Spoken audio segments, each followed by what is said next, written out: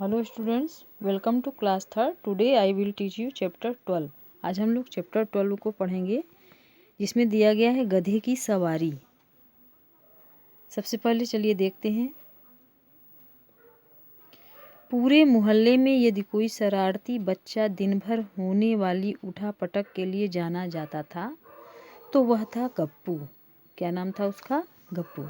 मोहल्ले का कोई पेड़ नहीं बचा था जिस पर वह चढ़ा न हो। कोई गधा उसकी सवारी से नहीं बचा था।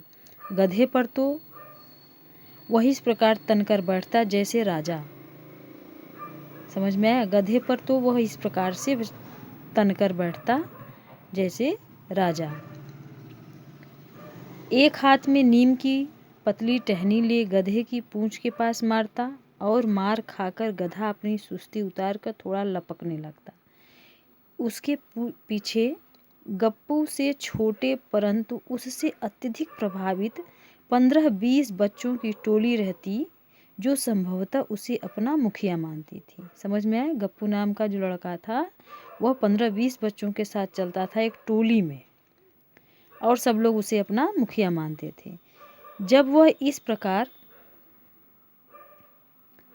गधे की सवारी करता तो टोलियां तालियां बजाकर हंसती हुई उसके पीछे चलती। इस कोलाहल में गधा विदक कर भागने लगता था, जिसे बिना किसी लगाम के गप्पू बस में करने की कोशिश करता हुआ मजबूती से जमा रहता। एक दिन इसी क्रम में गप्पू को लगा कि वह बितके हुए गधे पर और अधिक नहीं टिक पाएगा। मतलब बितका गधा भड़क गया था। अब उसको ऐसा लगने लगा कि अब उस पर ज़्यादा देर तक बैठ नहीं पाएगा। उसने स्वयं को तैयार किया और मौका देखकर गधे से करवट के बल गिरा तथा कुछ दूर तक लुढ़क कर खड़ा हो गया। आगे देखते हैं नेक्स्ट पेज पे।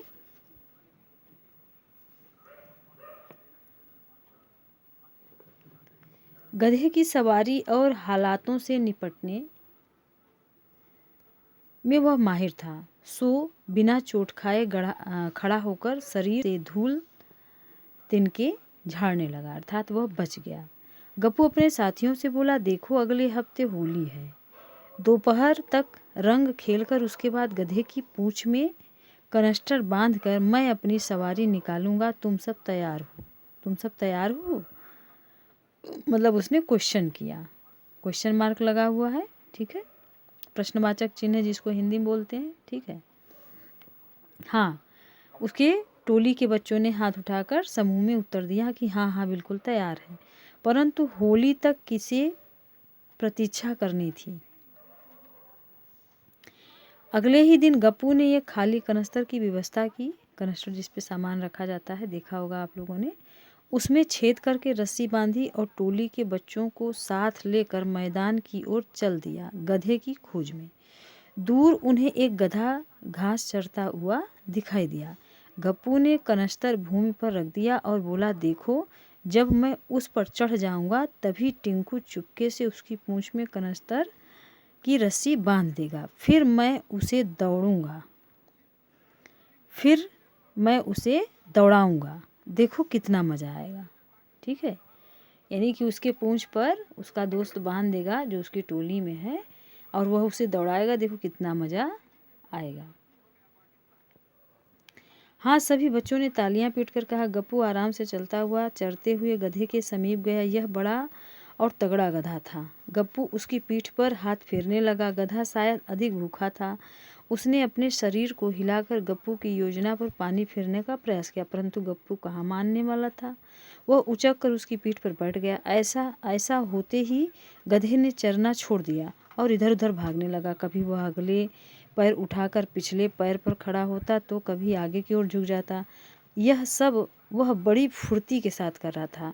वह जैसे गप्पू को अपने ऊपर उछाल रहा था। समझ में आ रहा है? गप्पू को कोई भी मौका टिकने का नहीं मिल पा रहा था। मतलब कि वह समझ नहीं पा रहा था कि क्या। अचानक उसने गप्पू को उछालकर एक ओर फेंक दिया और तड़ातड़ उस पर दुलस्तियाँ दुलत्तियाँ जमाने लगा। गप्पू चीखता लुढ़कता रहा, परंतु गधे को आज सारी कसर पूरी करनी थी। जब तक सारे बच्चे पहुंचकर किसी प्रकार गधे को भगा पाते, गधे ने गप्पू की पूरी तरह मरम्मत कर दी थी। बच्चों ने कनस्तर बजाकर पत्थर मारकर गधे को भगाया।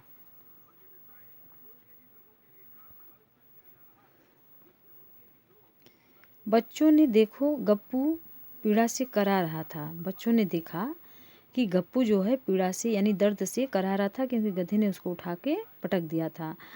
उसमें उठने की भी शक्ति न थी। उसका मुंह सूज गया था, गालों पर नीले पड़े हुए थे, नीचे के ओठ पर गहरी चोट थी, दांतों से खून बह रहा था। वे सभी किसी प्रकार उसे सहारा देकर घर लाए। पता चलते ही पूरे मोहल्ले के स्त्री पुरुष उसे देखने आए। चंदू चाचा ने उपस्थित जनों से कहा, यह तो होना ही था। जब कोई गधे से गधे जैसा ही व्यवहार करेगा तो गधा दुलस्ती तो मारेगा ही।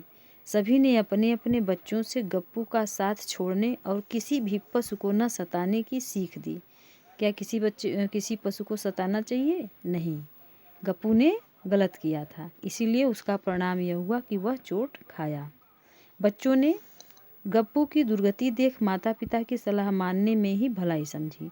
गप्पू ने भी अब गधों से तौबा कर ली है। गधे को सामने पाकर वह अपना रास्ता बदल लेता है। गधे को सामने पाकर वह अपना रास्ता बदल लेता है। बात समझ में आई? स्टोरी बहुत अच्छी लगी।